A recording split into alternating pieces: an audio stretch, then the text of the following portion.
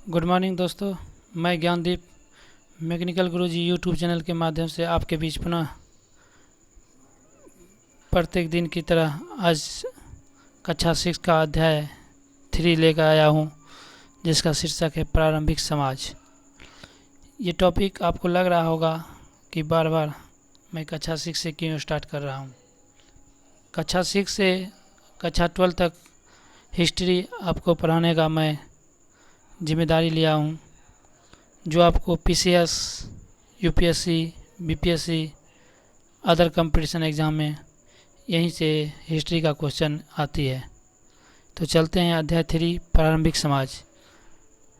NCERT का ये series महासंग्राम आपके लिए बहुत ही समय निकाल करके आपके बीच रखने का कोशिश करता हूँ। चैनल को ज़्यादा से ज़्यादा सब्सक्राइब शेयर ज़रूर कीजिए। तो चलिए, प्रारंभिक समाज। रितेश और प्रकाश आपस में बात कर रहे थे।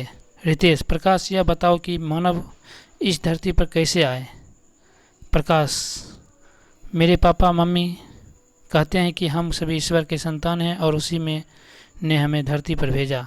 रितेश: लेकिन मैंने तो कल के अखबार में पढ़ा कि इस धरती पर जीवन की उत्पत्ति सर्वप्रथम समुद्र में हुई और फिर छोटा जीव से बड़े जीवों का विकास हुआ, जिससे मानव भी है। प्रकाश: तब हमारे पूर्वज कौन थे, देखने में कैसे लगते थे और मानव का प्रारंभिक जीवन कैसा था? ये एक दूसरे का आप बीती सुनाया एनसीईआरटी के थ्रू। अब चलते हैं एनसीईआरटी का क्या कहता है। मनुष्य जिस तरह से आज रहता है उससे तो आप परिचित हैं, लेकिन क्या आपने सोचा है कि हमारे पूर्वज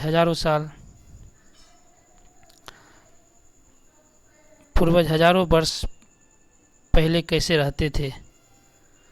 उस समय दुनिया भर में कहीं भी खेती नहीं होती थी, न कहीं गांव थे न शहर, और आज से 1.5 साल पहले लोगों का मानना था कि पृथ्वी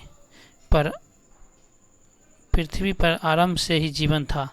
पेड़ पौधे और मनुष्य का के बनाने वाले ईश्वर था।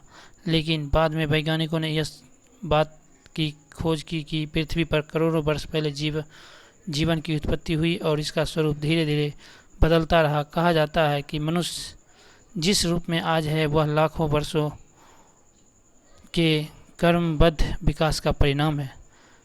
तो देखते हैं नेक्स्ट टॉपिक, आरंभिक मानव के विकास। आरंभिक मानव के विकास के बारे में जानकारी कैसे मिलती है? हजारों साल पहले जो लोग रहते थे उनके बारे में हम ठीक तो नहीं जानते हैं, लेकिन उस समय की बची हुई चीज़ों को देखकर अपनी सूझबूझ से कुछ अनुमान जरूर कर सकते हैं। इस काम में पुरातत्ववेताओं द्वारा उस समय के लोगों के द्वारा प्रयोग में लाए जाने वाले औजारों, पत्थरों से बनाई गई कलाकृतियों एवं उनके निवास स्थानों का जो पता लगाया गया है वह सहायक है। इस विषय में आप पिछले अध्याय में पढ़ चुके हैं। जी हाँ, उस समय के लोगों की जीवन शैली को जानने के लिए आज भी उसी माहौल में रह रहे शिकारी समाज के लोगों का विद्वानों ने अध्ययन किया। आज भी दुनिया के कई जगहों में शिकारी समाज के लोग रहते हैं। भारत में केरल, आंध्र प्रदेश, मध्य प्रदेश, झारखंड आदि प्रदेशों में ऐसे लोग रहते हैं। भारत में आरंभिक मानव कहाँ रहते थे? क्वेश्चन ये आता है। भारत में आरंभिक मानव भारत पुरातत्ववेताओं को अतीत की कई मानव बस्तियां मिली। दिए गए मानचित्र में, ये मानचित्र देख रहे हैं, दिए गए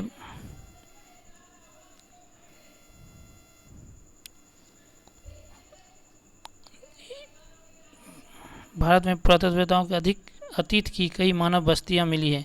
दिए गए मानचित्र में त्रिकोण वाले स्थान वही हैं। जहाँ जहाँ त्रिकोण बने हुए हैं वही स्थान मानव बस्तियां मिली हैं। इन सभी स्थलों को शिकारी मानव के कई निशान मिले हैं, जैसे पत्थर के औजार, गुफाओं पर बने चित्र और जानवरों का तथा लोगों की हड्डियां। गुफा ही उनका बसेरा था। मध्य प्रदेश में भीमबेटका, बुढ़नी, पंचमढ़ी, भेड़ाघाट और महेश्वर उन स्थलों के उदाहरण हैं। कई पुरास्थल नदियों और झीलों के किनारे पाए गए हैं। आरंभिक मानव की जीवन शैली देखते हैं। आरंभिक मानव की जीवन शैली दुनिया में जगह जगह वे लोग जंगलों में 20-30 लोगों के छोटे छोटे झुंड में रहा करते थे। जंगल में हिरन, भैंसा, शेर, खरगोश आदि जानवरों का शिकार करते थे। नदियों एवं तालाबों में मछली पकड़ते थे। मधुमक्खियों के छत्तों के से शहद भी इकट्ठा करते थे। वे जंगली पेड़ों के फल तोड़ लाते और पौधों की मीठी जड़ें और कंद मूल, आलू, शकरकंद जैसे खोद लाते और जंगलों में अपने आप उसे उगे जंगली अनाज को काट लाते। वे ज़्यादातर कंद, फल आदि खाते, साथ ही साथ थोड़ा बहुत मांस भी। मांस उनका मुख्य भोजन नहीं था, क्योंकि उन लोगों के जैसे औजार मिले हैं उससे बड़ी संख्या में जंगली जानवरों का शिकार करना बहुत कठिन रहा होगा। दूसरे जानवर उनसे ज़्यादा शक्तिशाली और तेज दौड़ने वाले भी थे।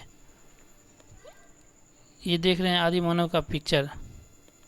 आरंभिक मानव द्वारा आग का इस्तेमाल कैसे करते थे। ये आरंभिक मानव का जीवन शैली इसी तरह का गुफाओं में रहते थे, जानवरों को खाल छीलते थे, फल फूल खाते थे, एक जगह से दूसरी जगह बसेरा करते थे।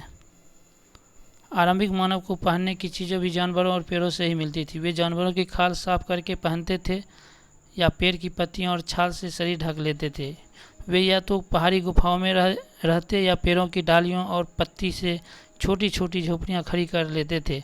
वे लोग आग जलाना जान गए थे। उनके घरों में जो चूल्हे मिले हैं उससे पता चलता है कि वे नियमित रूप से आग का इस्तेमाल करते थे। लोगों के झुंड में महिलाएं, बच्चे भी रहते थे। पुरुष शिकार के लिए जाते, जबकि महिलाएं कंद, फूल, मूल, फल, अन्य जंगली अनाज इकट्ठा करती। समूह के लोग बच्चों का खास ख्याल रखते थे। बांट कर खाना ये शैली था आदि मानव का। आरंभिक लोग साथ साथ शिकार करते थे, क्योंकि अकेले जानवरों को मारना कठिन होता था। भोजन लोगों द्वारा समूह में ही इकट्ठा किया जाता था और उसे सब लोग मिल बांट कर खाते थे। यह बहुत ज़रूरी था, क्योंकि जंगल से क्या मिलेगा इसका पक्का भरोसा तो नहीं था।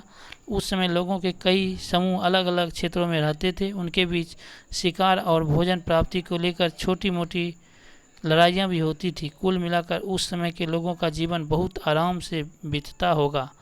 मुख्य काम भोजन इकट्ठा करना था, जो जंगल से प्राप्त हो जाता था। इसके लिए उन्हें बहुत अधिक परिश्रम नहीं करना पड़ता था। आरंभिक मानव के जीवन का महत्वपूर्ण पक्ष इधर उधर घूमना। एक समूह में रहने वाले आरंभिक मानव एक सीमित क्षेत्र के भीतर घूमते फिरते रहते थे। यह दायरा उनके निवास स्थल से चारों दिशाओं में होता। ये लोग छोटे छोटे समूह में बांटकर चारों दिशाओं में जाते। इसके पीछे एक निश्चित वजह होती थी, जैसे एक खास क्षेत्र में फलों, पौधों, जानवरों की संख्या और उपलब्धता सीमित रहती थी, जिसे वे समाप्त कर देते थे। अतः भोजन की तलाश में वे इधर उधर घूमते थे। वे जानवरों के शिकार करने के क्रम में भी उनके पीछे पीछे चले जाते। उन लोगों को पेड़ पौधों में फल फूल आने का मौसम पता था, इसलिए लोग उनकी तलाश में उपयुक्त मौसम के अनुसार दूसरे क्षेत्रों में घूमते थे।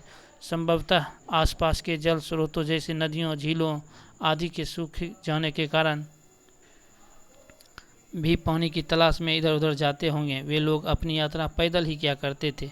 आरंभिक मानव के औजार। अब देखते हैं आरंभिक मानव के औजार किस तरह के थे। शिकारी मानव के पास कैसे कैसे हथियार और औजार थे, जरा सोचे।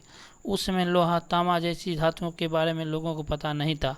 अतः उन लोगों के आसपास जो मिलता वह था पत्थर, लकड़ी, जानवरों के सींग, हड्डियाँ। इन्हीं को नुकीला बनाकर वे औजार बनाते थे।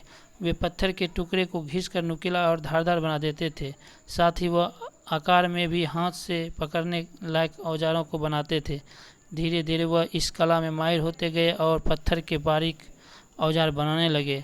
इस तरह से हम देख रहे हैं हड्डी और पत्थर का औजार इसी तरह से बनाते थे आरंभिक मानव। धीरे धीरे वह कला में माहिर होते गए और पत्थर के बारीक औजार बनाने लगे। वे पत्थर के छोटे और बारीक टुकड़ों को किसी लकड़ी के हत्थे पर लगाकर तेज औजार का काम लेते थे। उस समय औजार बनाने के लिए अलग से कोई कारीगर नहीं था। समूह के सब लोग औजार बनाया करते थे। पत्थर और लकड़ी के औजारों का उपयोग शिकार, पेड़ों को काटने या उनकी छाल छीलने, जानवरों के खाल उतारकर पहनने लायक बनाने इत्यादि काम में किया करते थे। वे लकड़ी, सीप, हड्डी, हाथी दांत आदि की मालाएं भी बनाते थे। चित्र और नाच। शिकारी लोग गुफा के अंदर दीवारों पर रंगीन चित्र भी बनाया करते थे। वे रंगीन पत्थरों को घिसकर रंग तैयार करते थे और बांस के ब्रश से चट्टानों पर चित्र बनाते थे। इन लोगों द्वारा बनाए चित्र भी भीमबेटका की गुफाओं में पाया गया है। चित्र में ज़्यादातर पशुओं जैसे बैल, गाय, भैंस, हिरन इत्यादि के थे। चित्रों के बनाने के अलावा उनके जीवन में एक और महत्वपूर्ण चीज़ नाच था। वे सब मिलकर देर तक नाचते थे। पैसरा का सूक्ष्म निरीक्षण। पैसरा बिहार के मुंगेर जिले में स्थित है। यहाँ पर आरंभिक मानव से संबंधित पुराने स्थल मिले हैं। यहाँ से यूरोप, फ्रांस में पाए जाने वाले आरंभिक मानव के औजारों की तरह के औजार भी मिले हैं। पैसरा संभवतः आवास और निर्माण स्थल था। नाम और तिथियाँ। अब देखते हैं आदि मानव नाम और तिथियाँ कैसे यूज करते थे। नवपाषाण कालीन हड्डी के औजार, ये पिक देख रहे हैं। नवपाषाण कालीन हड्डी के औजार और नवपाषाण कालीन पत्थर के औजार। इस तरह से पत्थर और हड्डी के औजार बनाते थे। जिस काल के मानव के बारे